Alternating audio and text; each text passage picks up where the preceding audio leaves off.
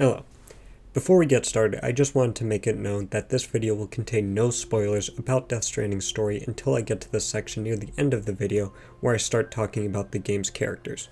However, I will be spoiling a lot of the game's mechanics, and while none of those mechanics spoil the story, they could still be considered gameplay spoilers, so watch out for that. When I do get to talking about Death Stranding's characters, I won't be spoiling any huge revelations about the game's main plot, just individual character arcs, which are still important and you should still be wary about if you haven't played Death Stranding but plan on doing so. I just wanted to be specific about what will and won't be getting spoiled here. Alright, thanks for your time. Enjoy the video. Hi, my name is Casey. I'm one of those weirdos who really liked Death Stranding when it initially released in 2019. I am very excited for its sequel that is set to release sometime next year. Therefore, I'm going to waste some of my precious time I have available to me on this earth yapping at you about changes I would like to see in Death Stranding 2 that can improve on some elements of Death Stranding 1 that I feel could use some work, and there's nothing you can do to stop me. Plus, with the Game Awards coming up that will no doubt feature a new Death Stranding 2 trailer, I have a feeling that this video is going to do just fine riding that algorithm wave. God, I hope so. That line was written before the Game Awards 2024 happened and no new Death Stranding 2 footage was shown. Funny how things work out. Anywho, let's get the show on the road. I have a cool 400 hours clocked in on vanilla Death Stranding and Death Stranding Director's Cut combined across both the PlayStation and PC versions of the game, and oh boy, let me tell you, playing a game for about 4 times over as many hours as it reasonably has content for gets you intimately familiar with that game's systems, story, and overall game feel. And don't get me wrong, while I do still enjoy replaying Death Stranding to this day, about 5 years after I first binged through it when it initially released, the more time I spend with Death Stranding 1, the more problems I see in its mechanics and characters, and the more clearly I can see the seams by which the game's systems are held up. I've come to have 3 main problems with the game that I think Kojima Productions should focus on improving in the sequel, those 3 problems being maps, enemy encounters, and characters. Let's talk about them in that order, starting with the game's maps. I should specify what I'm talking about when I say the game's maps. When I talk about Death Stranding's maps, I'm talking about the 3 physical spaces you walk around and complete deliveries in, not the 2D maps that you look at in order to orientate yourself, mark pathways for deliveries, and check for potential hazards like timefall or difficult terrain. Those maps are actually pretty elegant and I like them quite a bit. No notes. I do have a grievance with the actual maps I'm talking about, however. That grievance being that while I don't necessarily have a problem with games splitting up their open worlds into separate chunks divided by loading zones, I don't exactly think Death Stranding doing that is to its benefit. Death Stranding's world is split into 3 distinct maps. Map 1 and Map 3 are both pretty small, the first one basically being a tutorial area, and the third and final one being comprised of a final test of the player's skill when it comes to navigating difficult terrain stealthily while carrying fragile cargo capped off with a big bad boss fight at the end. Map 2, the Mars/Mount Everest/Netherlands looking one sandwiched in between those other maps, is significantly bigger and where most of the delivery gameplay takes place. These maps all have their distinct purposes, which is great, don't get me wrong, but I think not combining them stops Death Stranding's map design from being truly great. My main problem is that while I can articulate what the purpose of the 3 maps are while making them sound like they are of equal importance, that's not really how it plays out in the actual game. I mean, having all of the different areas have their own distinct purpose is nice and all, but I don't think that uniqueness outweighs the opportunities that could be available to Death Stranding if those separate maps weren't separate at all and instead were connected into one big map. That would allow for a few more interesting long-haul side missions that can start in locations from the second map and be completed at locations from the first or vice versa. I also just kind of think that one big connected map would be more impressive and awe-inspiring and better sell the idea of Death Stranding being an open-world game than 2 small maps and 1 medium one does. I know that feeling like a cool open world might be a pretty shallow reason to want the maps to be connected, but what can I say? I'm a shallow person at heart. I mean, it's not like the areas of the game couldn't still serve their purpose if the maps were connected. It wouldn't stop the first area of the game from acting as a tutorial, and it wouldn't stop the second from being the main playground of the game where most of the fun tools are introduced. It also wouldn't be that awkward to physically connect the maps anyway. I mean, not any more than it already is in Death Stranding. For Christ's sake, the Winter Wasteland area is already 2 feet from the Grassy Plains area, and for the big ol' ocean that separates Map 1 and Map 2, you could just not have that ocean there. It wouldn't be that much of a stretch. I also understand that the game separates its maps in order to prevent players from going to certain parts of the map before they're ready or before the story demands it. After all, Death Stranding isn't supposed to be some Xenoblade X-like where the entirety of the open world is available from the word go, but this is still pretty easily solvable. You could just put up some invisible wall or something where the maps would normally be separated that's justified by the plot until the game wants you to proceed. Sure, it's not the most elegant solution in the world and it could probably use some workshopping, but that's all it really needs. When I say I want there to be one cohesive open world, I'm not saying that I want the structure of the game's progression to be changed to something like Breath of the Wild in order to accommodate it. I'm just saying that I want there to be one cohesive open world so that once the player gets far enough into the game, there can be opportunity for more interesting, longer deliveries that make Death Stranding truly feel bigger and more impressive. Well, except for maybe the last area of the game. When I said the last area tests the player's abilities when it comes to combat and stealth, I really should have put more emphasis on how that's all it does. It's incredibly linear and therefore isn't really conducive to being a playground for optional deliveries. In fact, I'm pretty sure there aren't even any optional deliveries that you can complete there as the game is now, so I don't really think that one needs to be connected, it can just stay as is. I'm pretty much just talking about Map 1 and Map 2 when I say I want Death Stranding's maps to be connected. Alright, let's tackle enemy encounters next. Enemy encounters probably aren't the first thing you envision when you think of Death Stranding, but they are a deceptively important part of the game due to how frequently you interface with them during deliveries. While enemies only really wander around in unchanging, easily identifiable areas, those areas are extremely numerous, and are usually placed in the middle of too many unavoidable or otherwise convenient routes for you to really ignore them on most deliveries. There are two types of enemy encounters in Death Stranding: mules and BTs, which you both tackle in a fairly similar fashion. You either sneak by them, or you directly confront them in combat. There are some small nuances between the two, like how when taking the stealthy route to bypass BTs you don't have to worry about hiding from their line of sight due to them being blind, but in exchange you have to manage holding your breath around them instead, and just generally traverse through them much slower than you would with human enemies due to their heightened senses, but for the most part they're pretty similar. To people who have actually played Death Stranding, that description may sound a bit unfair, as in reality there are actually quite a variety of ways you can choose to deal with mules and BTs as the game progresses. For instance, there are a variety of loud and quiet ranged weapons that you can use to deal with enemy encounters. As an example, instead of just sneaking past a mule encounter, you can choose to take them down one by maintaining stealth with accurate use of the bola gun, which will silently incapacitate enemies if you manage to get a clean shot to their head.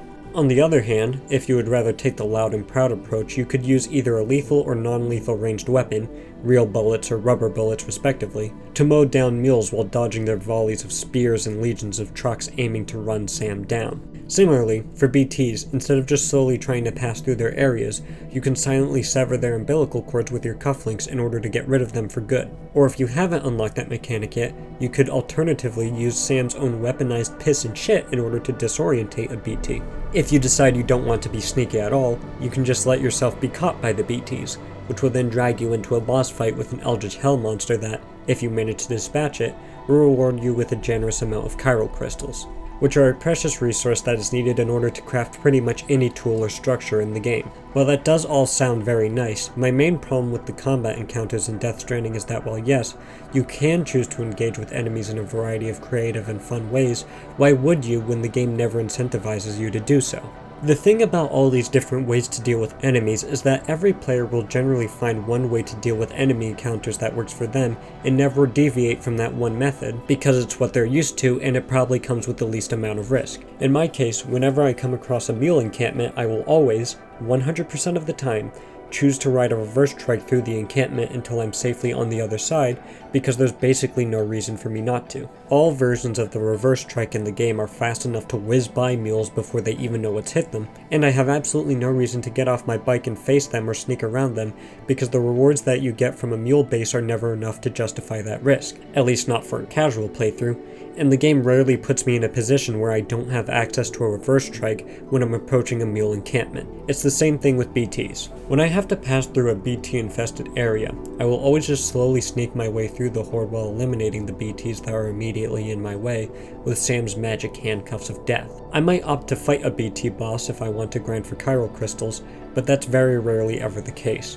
And sneaking past BTs is so sleep-inducingly easy even on the highest difficulty, which is what I usually play on, that I'm very rarely punished with having to fight a boss monster for my poor stealth abilities either. I know it's not like absolutely zero players would ever mix up their strategies just for the heck of it in order to really stress test the game's combat and have some fun, but I personally believe that, outside of sandbox games where screwing around and messing with the mechanics without any extrinsic reward is the whole point, having fun with the game's mechanics should be something directly incentivized by the game structure. This could mean a couple of things in Death Stranding's case. One solution could be simply increasing the difficulty of the enemy encounters. For mules, that would mean doing stuff like making their attacks much more accurate, so it's considerably harder to swerve out of their way while attempting to speed through their camp on a trike. For BTs, this could mean further limiting how long you can hold your breath around them, or making it much more difficult to escape their grasp when they're trying to pull you under for a boss fight after you get caught by them.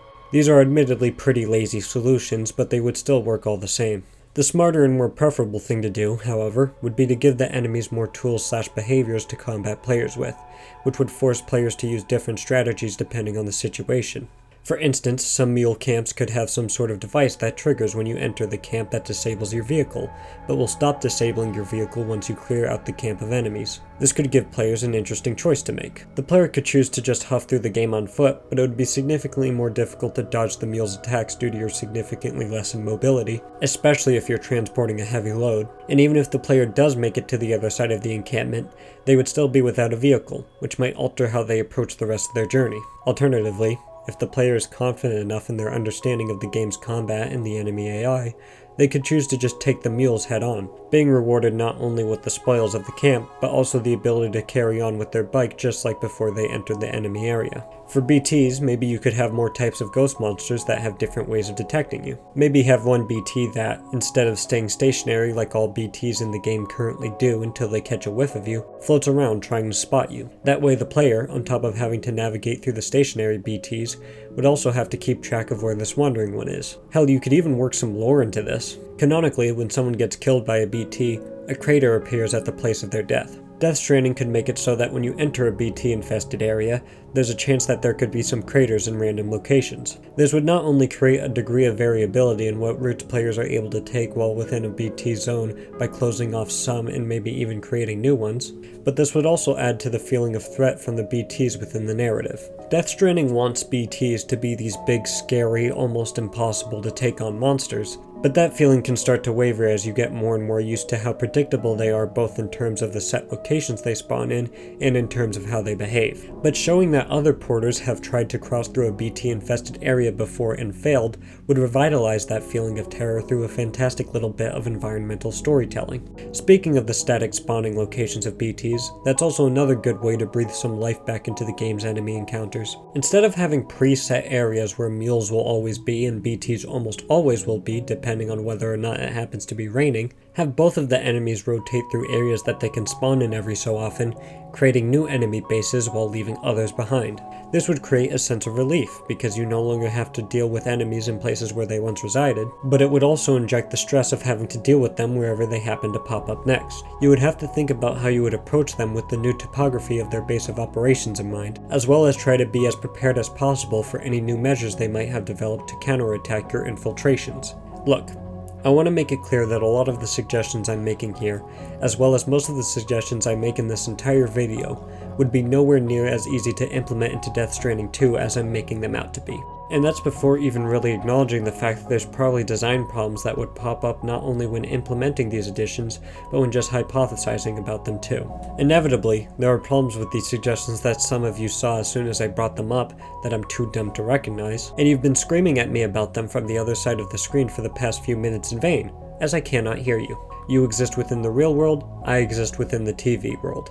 Your frustrations, sadly, cannot reach me here. Anyway, I just wanted to put that out there so I can impress upon you that I'm not actually as arrogant as I'm probably coming across. I know game development is hard, and I don't think that I know more than the people who work tirelessly on this game and who are currently working, in all likelihood, even more tirelessly on its sequel. For every design problem I discuss with you here, a Kojima Productions employee has probably already ruminated upon it far more than I have, and has since come up with a much more elegant solution to that problem than I could ever hope to. I'm just kinda having fun here. One last cliff note for this section before we move on to the next one. All the points I just made here about how the combat isn't challenging enough and doesn't encourage the player enough to use new tools and experiment during combat encounters can be extrapolated to the entire delivery journey as well. Basically everything we just talked about in regards to those issues about engaging with enemies also applies to traversing delivery routes and how they generally aren't varied enough to be as engaging as I would like. This is especially true when cleaning up side quest deliveries,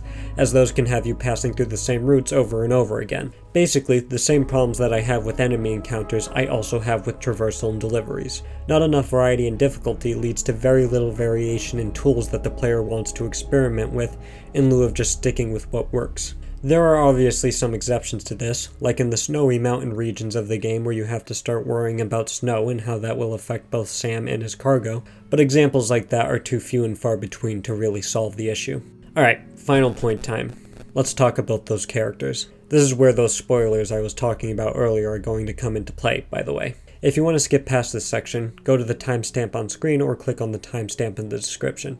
Anyway, Death Stranding, in my opinion, has a lot of good characters. Each major character in the game generally has enough fun personality traits and interesting scenes for me to at least remember their names and faces. Except for that dude and that girl in the shelter with the hourglass, I don't know what was going on with them. They show up for exactly one chapter of the story to awkwardly have their little lover spat in front of Sam, while he just stands there like a confused child who doesn't know what to do with himself while his mom and dad are having a domestic dispute. Anyway, besides those two, I genuinely like all the characters in Death Stranding at least a little bit. Clifford Unger makes for some good intrigue with a solid emotional pull at your heartstrings tug at the end of his story. Heartman is pretty good at being comedy relief due to the absurdity of his biological functions while still serving his role as trademark strangely endearing Kojima exposition machine. Higgs is an always entertaining antagonist that just chews up the scenery whenever he's on screen due to Troy Baker's wonderfully manic performance. And, most substantially, every important character does a very fantastic job at having a very silly name.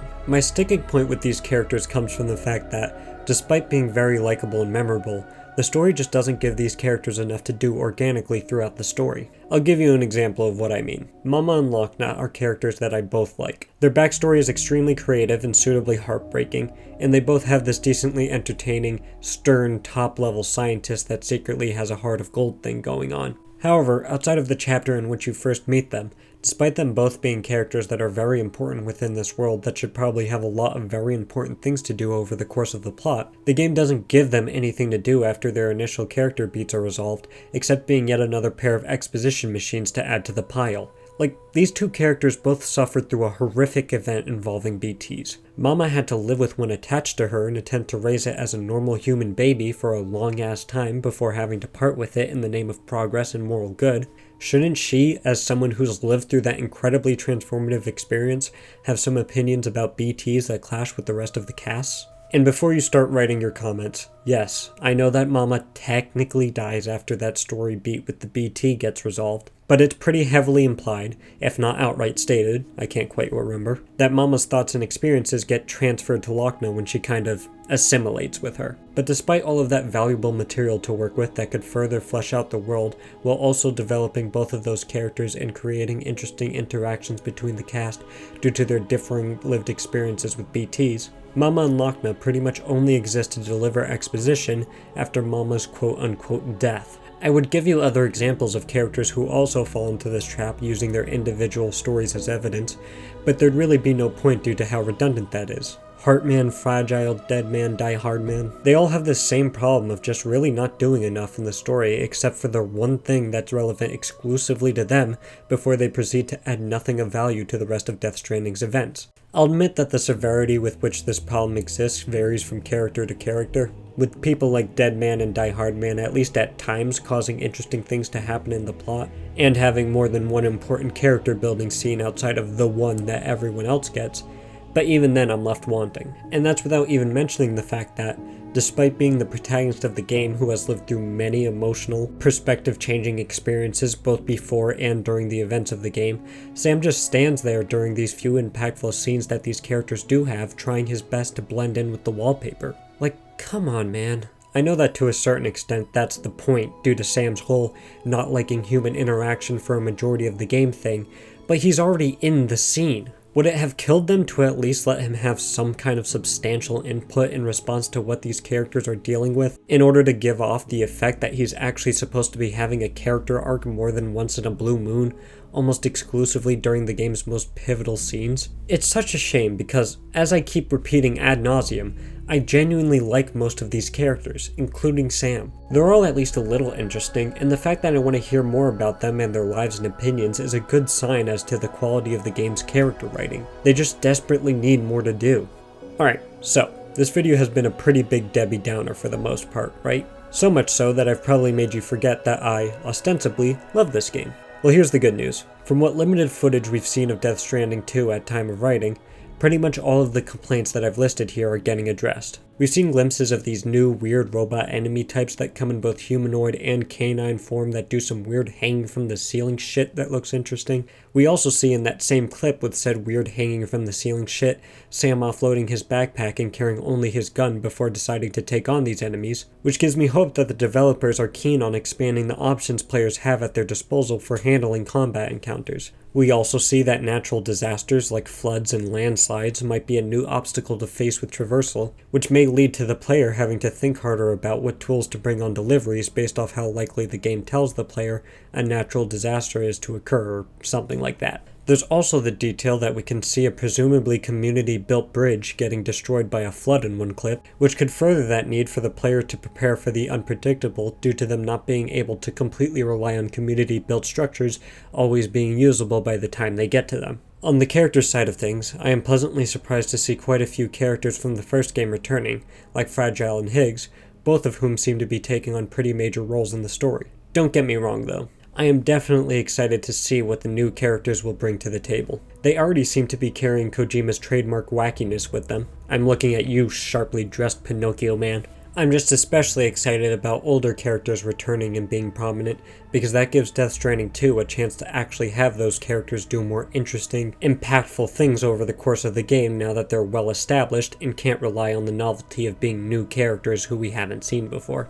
The only complaint of mine that I can't quite tell if it's getting addressed or not is the whole having multiple small maps thing. We know that Death Stranding 2 won't be just reusing the same maps from the first game again, and we can presume the game will be open world again, but we haven't really seen anything that confirms whether or not we'll have one big map this time around. That doesn't mean that that kind of map absolutely isn't going to happen, just that we don't have enough information at present to say for certain if that's the case or not. There's still hope.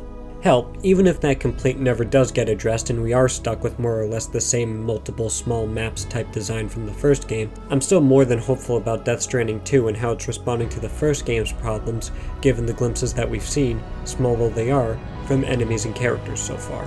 Well, that's all from me. I hope some of you other Death Stranding nerds got some brain food to chew on from this video to help alleviate the wait for more Death Stranding 2 news. And to those of you who haven't played Death Stranding, I'm a bit confused as to why you clicked on this video, but hey, welcome to the Death Stranding hive mind. I hope you enjoy your stay. Oh yeah, and go give Death Stranding a shot. Who knows, you might like it. I know I gave it a lot of strife in this video, but I do genuinely think it's worth a go, if for nothing else than just to sate your curiosity. Alright, my name's Casey, and you've been a wonderful audience. Till next time.